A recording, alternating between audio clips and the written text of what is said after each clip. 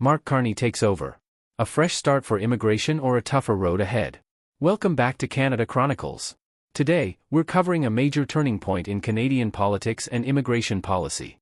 After nearly a decade under Justin Trudeau, Canada has a new leader, Mark Carney. His administration is already making bold moves on immigration, and the changes are set to have a lasting impact on the country's future. Will these new policies help ease Canada's housing crisis and protect public services? Or are they setting the stage for labor shortages and economic uncertainty? There's a lot to break down, and we're here to give you all the details. Make sure to watch until the end, because we'll be diving into Mark Carney's immigration policies. What will change? You won't want to miss the crucial details that could affect future immigrants, businesses, and Canada's economy. Before we get started, don't forget to subscribe and turn on notifications so you never miss updates on Canada's biggest policy changes. Now, let's get into it. Canada's immigration landscape. How we got here. Canada has long been a country that thrives on immigration. For decades, newcomers have been essential to economic growth, labor market expansion, and population stability. Cities like Toronto, Vancouver, and Montreal have become global hubs for immigrants, making Canada one of the most multicultural nations in the world. For much of the 2000s, immigration levels remained steady at 200,000 to 271,000 new permanent residents annually. But over the last decade, especially under Justin Trudeau's leadership, those numbers skyrocketed. By 2022, Canada welcomed over 400,000 permanent residents and 600,000 non-permanent residents, including temporary foreign workers and international students. While this influx helped the economy by filling labor gaps and driving innovation, it also created serious challenges. Housing prices soared, demand for healthcare outpaced supply, and public services were stretched thin. Many Canadians began to question whether the country could continue accepting immigrants at such high levels without first addressing these structural problems. Public sentiment started shifting. A 2019 poll found that 63% of Canadians believed immigration levels should be capped, with affordability and access to services being top concerns. As a result, political pressure to adjust immigration targets grew stronger. By October 2024, the government responded with a significant policy shift, announcing a plan to reduce immigration targets starting in 2025.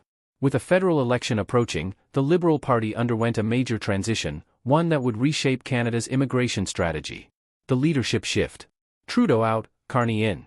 After nearly 10 years in office, Justin Trudeau faced mounting criticism over his handling of economic and immigration policies. Housing prices hit record highs, healthcare wait times worsened, and public dissatisfaction surged. As pressure from within his own party intensified, Trudeau stepped down in early 2025. This created an opportunity for a new vision, and that's when Mark Carney entered the picture. Known for his strong economic background, Carney previously served as Governor of the Bank of Canada and the Bank of England. His expertise in financial markets and policymaking made him a strategic choice to lead Canada through economic uncertainty.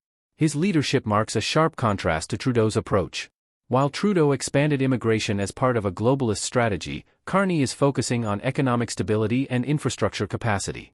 His administration is shaping policies around Canada's labor market needs, housing shortages, and public service capacity. But what does this mean for immigration? Mark Carney's immigration policies. What will change? Thank you for staying with us this far. We appreciate your time and hope you're finding this information valuable. Now, let's dive into what Mark Carney's leadership means for Canada's immigration future. Carney's government is restructuring immigration policies to prevent economic and social strains caused by rapid population growth. One of the most notable changes is a reduction in permanent residency intake.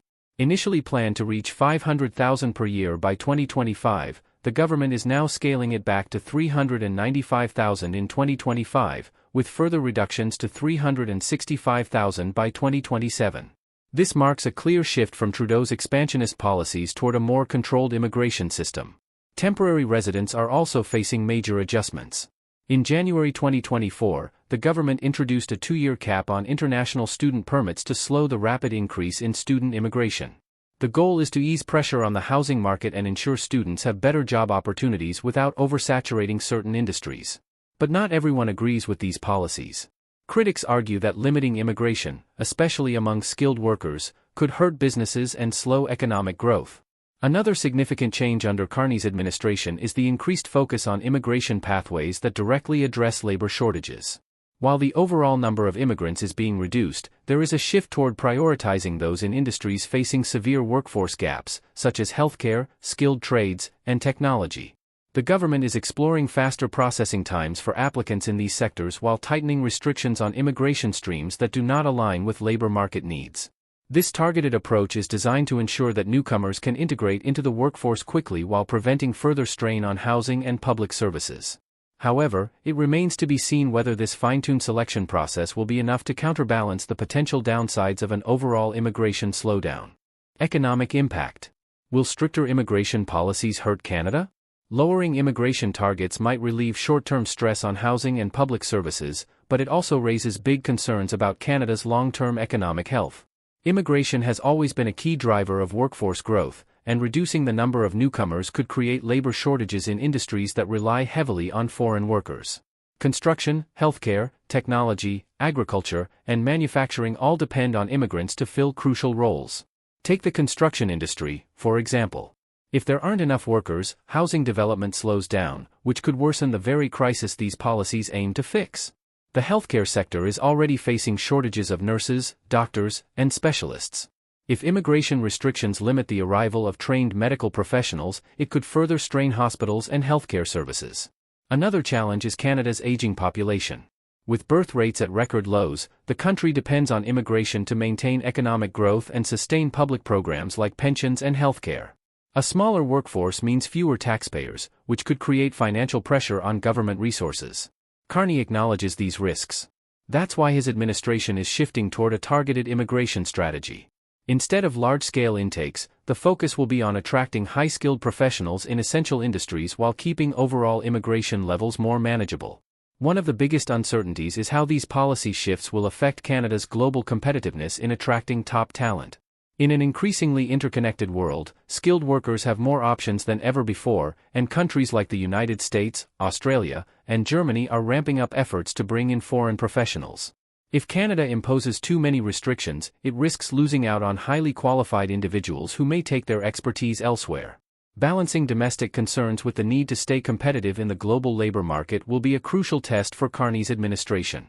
What lies ahead? Can Canada strike the right immigration balance? Carney's leadership signals a recalibration of Canada's immigration policies, balancing economic needs with infrastructure realities. The goal is to ensure that newcomers have access to jobs, housing, and essential services without overwhelming existing systems. But is this the right balance? Will these policies protect public services and improve affordability, or will they lead to economic stagnation and workforce shortages? Only time will tell. One critical factor that will determine the success of these policy changes is how well federal, provincial, and municipal governments coordinate their efforts. Immigration is not just a federal issue, each province has different economic and demographic needs. While some regions face severe labor shortages and need more immigrants, others struggle with overburdened housing markets and public services stretched to capacity. Carney's administration will need to strike a delicate balance, working closely with provinces to ensure that immigration levels align with regional realities rather than implementing a one-size-fits-all approach. If executed effectively, this could lead to a more sustainable and responsive immigration system that strengthens Canada's economy while maintaining quality of life for all residents. So, what does all this mean for Canada's future? Mark Carney's leadership is introducing a new era of immigration policies that prioritize economic stability, housing availability, and labor market alignment. But these changes come with risks. While they aim to ease pressure on public services, they could also reduce Canada's ability to attract top global talent and create labor gaps in key industries. Will Canada find the right balance? Only time will tell. What's clear is that these decisions will shape the country's economic and social landscape for years to come. We'd love to hear from you. Do you think these immigration reductions are necessary, or will they create new challenges? Share your thoughts in the comments below. If you found this video helpful, hit that like button, subscribe to Canada Chronicles, and turn on notifications so you don't miss our next deep dive into Canada's biggest policy shifts. Thanks for watching, and we'll see you in the next video.